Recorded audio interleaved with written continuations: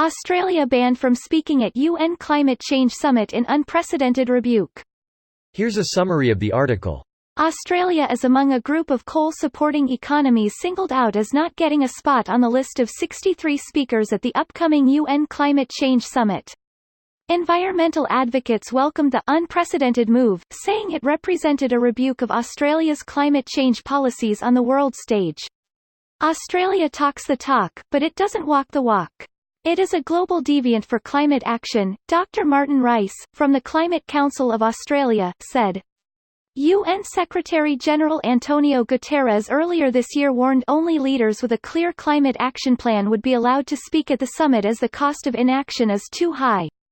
Mr. Guterres has warned that climate change is not only a threat for the end of the century, but climate change is already a tragic problem of our society. Dr. Rice wants the government to realize Australia is already being affected by climate change and it will only get worse. Greenpeace Australia's head of the Pacific, Joseph Miono-Colio, believes the government has an obligation to address climate change as Australia's emissions affect the entire Pacific region and beyond. This post received a score of 43,892, with an upvote ratio of 91%. Here are the top comments in response to this article.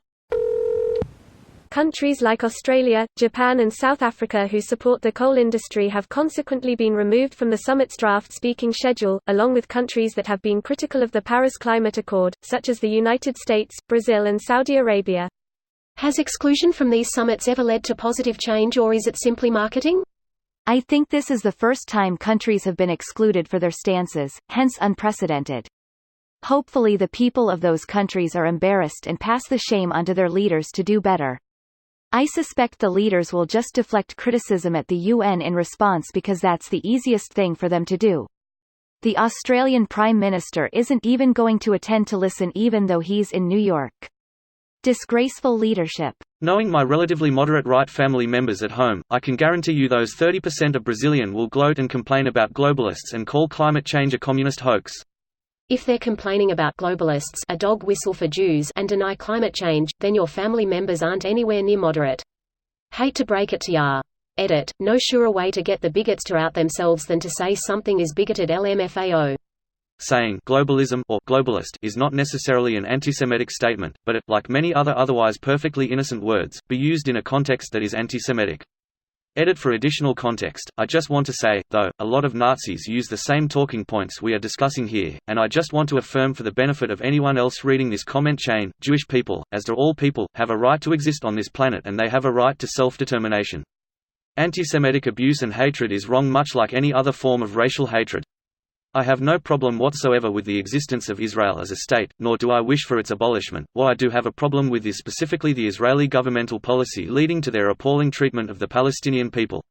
I don't understand what globalism has to do with Jews. Globalism is everything that pushes for or dreams of a world government, or large supranational bodies. The UN, the EU etc. can be seen as globalists. Not to confuse with globalization, which is the opening of borders to commerce and immigration. Basically the former is more government, the latter, less of it. Basically, there is a small cabal of Jews who run the world's economies. You know, since they are Jews they don't care about any other distinctions, nationality, language, etc. Just like when JFK became president he was going to take his orders from the Pope. Jews only are concerned with other Jews and benefiting other Jews. They want to take over the world and enslave the Goyim. This video was automatically created by Reddit to speech. The article and comments in this video were selected from Reddit according to their upvotes, and any paraphrasing was performed by smmry.com, without any human intervention.